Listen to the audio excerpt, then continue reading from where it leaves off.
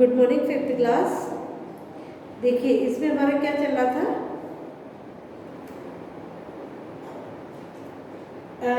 विसर्ग हो चुके थे हमारे, ठीक है। अयोगवा, अनुस्वार, अनुनासिक और विसर्ग तक हमने पढ़ लिया था। और उसके बाद में संयुक्त व्यंजन, ठीक है, संयुक्त व्यंजन और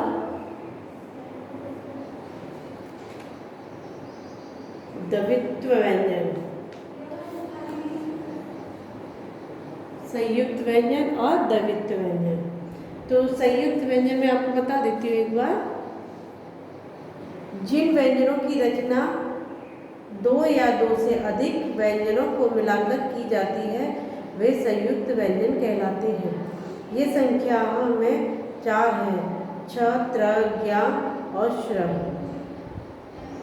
क प्लस छ कक्षा, त प्लस र त्र पत्र चित्र मित्र, ज प्लस ज्ञानी यज्ञ आज्ञा विज्ञान, और श प्लस र श्रवण श्रीमान और श्रमिक। ठीक है, कल मैंने जो आपको दायित्व तक करवा दिया था।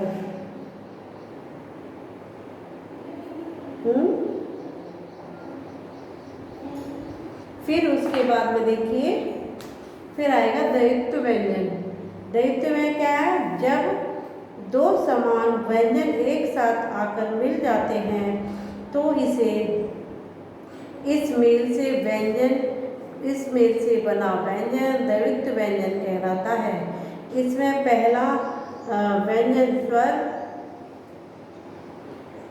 स्वर रहित होता है, जैसे क प्लस क कप, पक्का, मक्का, धक्का, च प्लस चो अगर चो, बच्चा, सच्चा, कच्चा, त्र प्लस तत्त, छत्ता, पत्ता, गत्ता, ब प्लस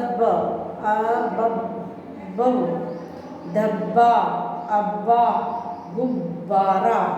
ठीक है, संयुक्त अक्षर ज्वाइंट लेटर।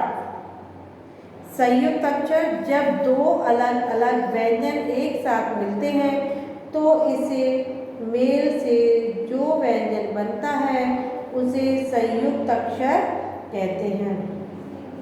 इनमें भी पहला व्यंजन स्वर रहित होता है, जैसे न प्लस ध नध, यानी कंधा, अंधा, धंधा। क प्लस य क्या, क्यारी, क्या, क्योंकि। द प्लस य दे, विद्या, विद्यालय, गद्य।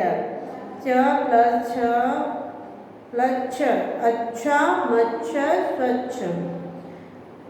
अब ये है अगध ध्वनि। अगध ध्वनि क्या कहती है, अरबी, फारसी और अंग्रेजी के प्रभाव से हिंदी में जो ध्वनियाँ आ गई हैं उन्हें अगध ध्वनियाँ कहते हैं। अरबी, फारसी और अंग्रेजी से हिंदी में आए शब्द में ही इन ध्वनियों का प्रयोग किया जाता है। ये इस प्रकार है, जैसे कि अब देखिए मैं आपको ये जो अगध ध्वनियाँ हैं ये लिख के आपको बताऊंगी। ठीक है, इसमें क्या थोड़ा सा अलग है।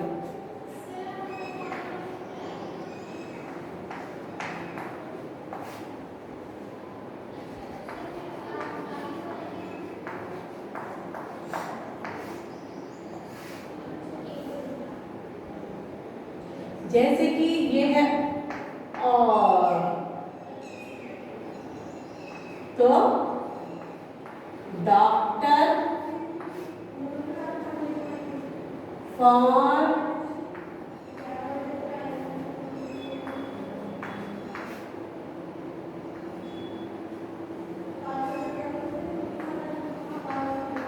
हॉल,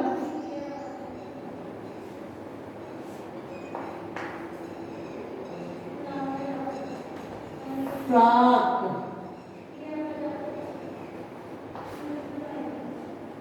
ठीक है। फिर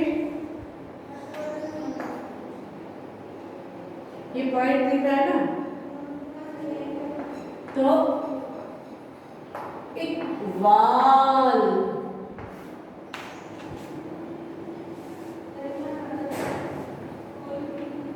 करीब, फकीर,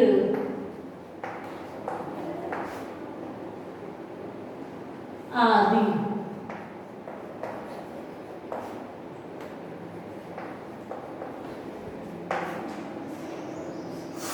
ठीक है।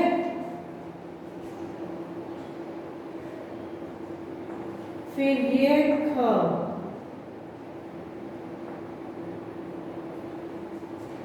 अखबार,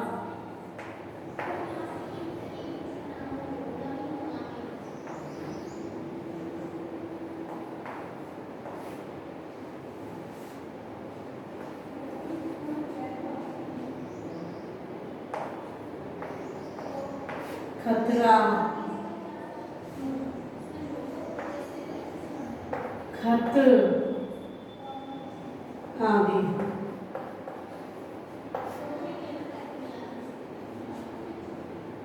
फिर ये क्या है,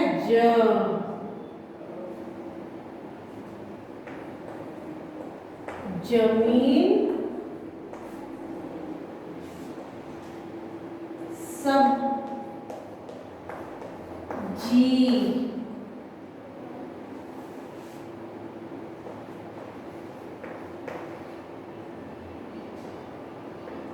नजदीक, आदि।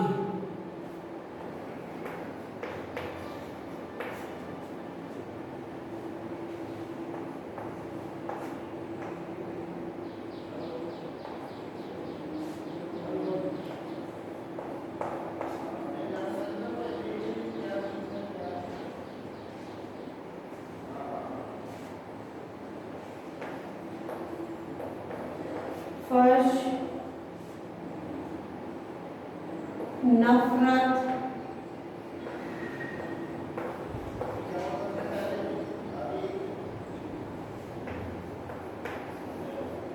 आदि। ये देख लीजिए, जो आगत ध्वनियाँ होती हैं ये वो हैं।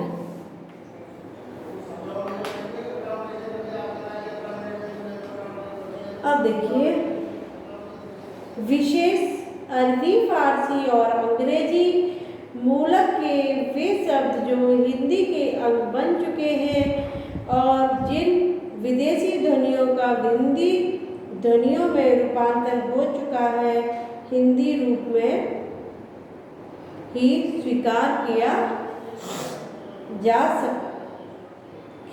सकते हैं, जैसे कलम, किला आदि को कलम और किला लिखना उचित माना गया है, किंतु जहाँ अर्थ में संदेह की संभावना हो वहाँ नुक्ता लगाया जा सकता है, जैसे जीना और जीना में भेद स्पष्ट करना हो तो यथा स्थान नुक्ता लगाना चाहिए। देखिए कैसे, जैसे कि ये है जीना, ठीक है, जीना और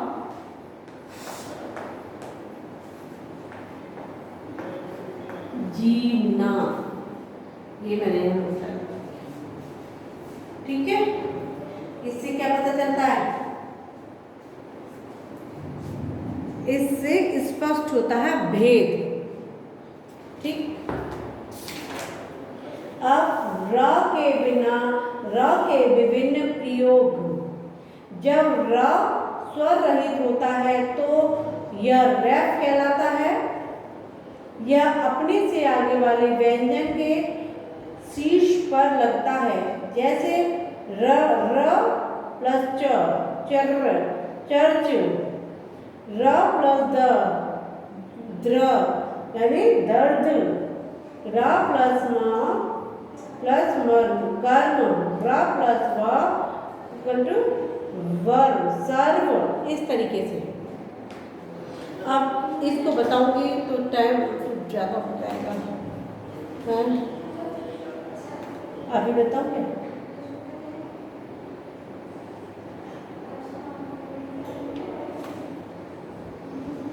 लिखवाएं, चलिए देखती हूँ। ऐसा करते हैं, पढ़ लेते हैं, फिर कल को यहाँ से लिखाऊंगी, ठीक है? इसको नेक्स्ट डे लिखवाएंगे। एक मिनट,